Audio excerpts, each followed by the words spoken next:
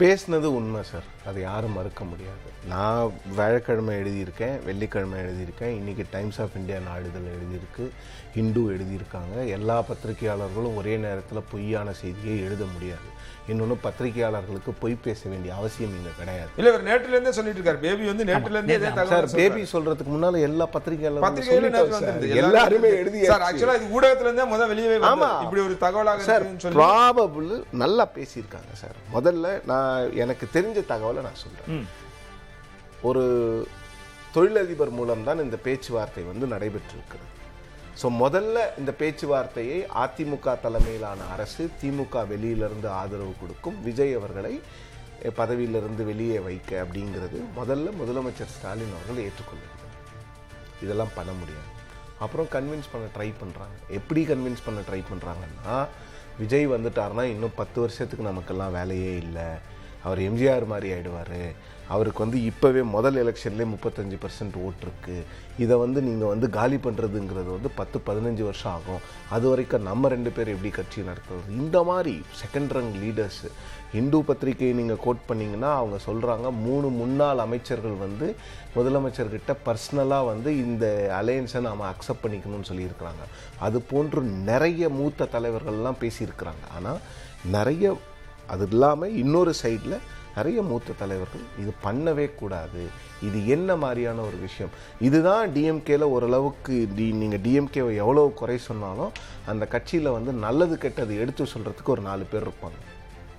அந்த மாதிரி 4 பேர் இருந்திருக்காங்க. இப்போ என்ன ஆகுதுன்னா, இதை சொல்லும் பொழுது அந்த 4 பேர் இல்லை ஒருத்தர் பேர் சொல்கிறாங்க, அவங்க தான் தடுத்தாங்க, உடனே அவங்கள கிரிட்டிசைஸ் பண்ணுறது, இல்லை பத்திரிகையாளர்களை பண்ணுறது, இந்த பேச்சுவார்த்தை நடந்திருக்கிறது. ஹையஸ்ட் லெவலில் இந்த கன்சிடரேஷன் எடுத்திருக்கிறாங்க. கன்சிடரேஷன் பண்ணது மட்டும் இல்லாமல் திருமாவளவன் அவர்கள்கிட்டையும் மார்க்சிஸ்ட் கம்யூனிஸ்ட் கட்சி, இந்திய கம்யூனிஸ்ட் கட்சி இருவரிடமும், இந்த 3 தலைவர்களிடமும் இந்த திட்டத்தை பற்றி கேள்வி கேட்டிருக்கிறாங்க. அவங்க 3 பேருமே சொன்ன பதில் என்னன்னா, அதிமுக பொதுச் செயலாளர் எடப்பாடி பழனிசாமி அவர்கள் முதல்வர் ஆவதை நாங்கள் ஏற்றுக்கொள்ள மாட்டோம். ஏன்னா 3வது இடத்திற்கு தள்ளப்பட்டிருக்கின்ற கட்சி, ஒரு மக்கள் தீர்ப்பு இல்லாத கட்சி ஆட்சி அமைக்க நாங்கள் ஆதரவு கொடுக்க மாட்டோம்னு சொன்னது மட்டும் இல்லாமல், மார்க்சிஸ்ட் கம்யூனிஸ்ட் கட்சியில் அவங்க டிஸ்கஸ் பண்ணும்போது அவங்களுக்குள்ளே எழுந்த விஷயம் என்னென்னா, இது வந்து ஒன்றுமே கிடையாது, this is a BJP government, இதை எப்படி நாம் சப்போர்ட் பண்ணுறதுங்கிற அந்த இடத்துல தான் தாவேகாவுக்கு ஆதரவு தெரிவிக்கிறாங்களே தவிர இவங்களுக்கு திமுக மீது எந்த ஒரு பெரிய ஒரு வெறுப்பெல்லாம் கிடையாது. இந்த மாதிரி ஒரு விஷயம் நடந்திருக்கிறது. இதை நடக்கலைன்னு திமுகவோ அதிமுகவோ சொல்லவே முடியாது. இப்போ என்ன பிரச்சனைனா, அதிமுக ரொம்ப அழகாக இதை கேம் பிளே பண்ணிட்டாங்க. அவங்க தான் கேட்டாங்க, அவங்க தான் எல்லாத்தையும் பண்ணாங்க. ஆனால் இதை ஒத்துக்காமையே திமுக இருந்துச்சுன்னா எல்லா பழியும் அதிமுகவுக்கு போயிருக்கும். திமுக இதை அக்செப்ட் பண்ண ஆரம்பிச்சு இப்போ அதிமுக இதை பற்றி பேசவே இல்லை, எல்லா பிளேமும் திமுக மேலே தான். ஆமா, இவங்க ஏன் காது கொடுத்தாங்க அப்படின்றது அதை தான் சொன்னோம் முதல்ல. இது வந்து அதிமுகவை விட திமுகவுக்கு தான் பாதகமாக வந்து முடியும் சார். அதிமுகவுக்கு ஒரு ரிலவன்ஸ் வேணும் சார். அவங்க வந்து 3வது இடத்துக்கு தள்ளப்பட்டிருக்கிறாங்க, எதிர்கட்சி கூட கிடையாது. அவங்க இது போன்ற விஷயங்களை கேட்க தான் செய்வாங்க. திமுக ஏன் இதை வந்து என்கரேஜ் பண்ணாங்கன்னு கேட்குறோம். என்கரேஜ் பண்ணலாமா? 50 வருட கால தமிழ்நாடு அரசியல் வந்து திராவிட கட்சிகளுடைய 2 துருவங்களாக இருந்தவங்க, நீங்கள் எப்படி வந்து ஒரு பாப்புலர் மேண்டேட்டுக்கு எதிராக நீங்கள் ஒன்று கூடலாம், அந்த விஷயத்தை நீங்கள் எப்படி யோசிக்கலாங்கிற ஒரு கேள்வி இருக்குல்ல சார். விஜய்க்கு ஃபுல் மெஜாரிட்டி கிடைக்கலங்கிறது உண்மைதான் சார். ஆனால் தனிப்பெரும் கட்சி அவர் தானே சார். 234 பேரில் 108 பேருக்கு அவருக்கு தானே சார் ஓட்டு போட்டிருக்காங்க.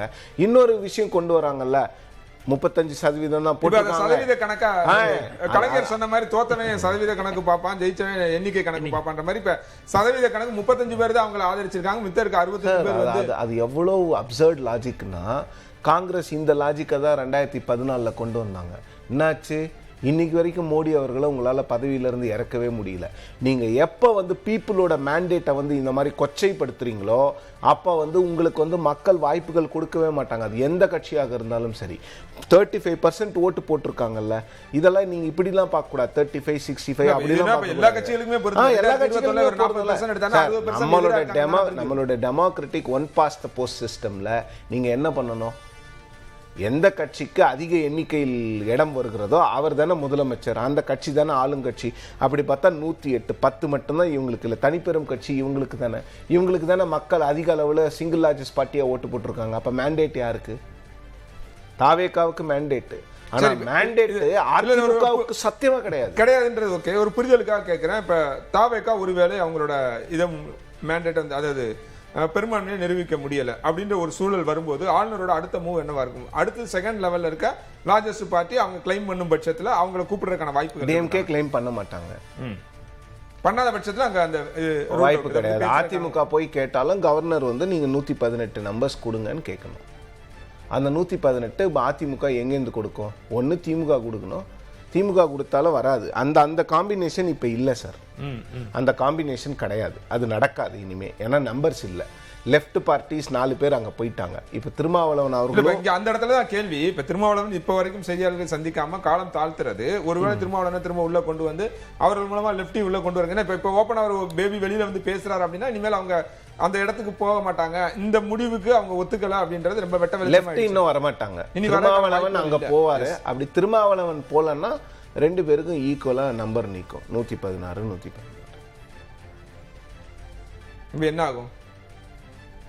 யாமரையும் பராபரமே தெரியல. இது திருமாவளவன் இங்க வந்துட்டாருன்னா சிக்கல் தீந்துரும். திருமாவளவன் இங்க வரலன்னா சிக்கல் தொடர்ந்து கொண்டே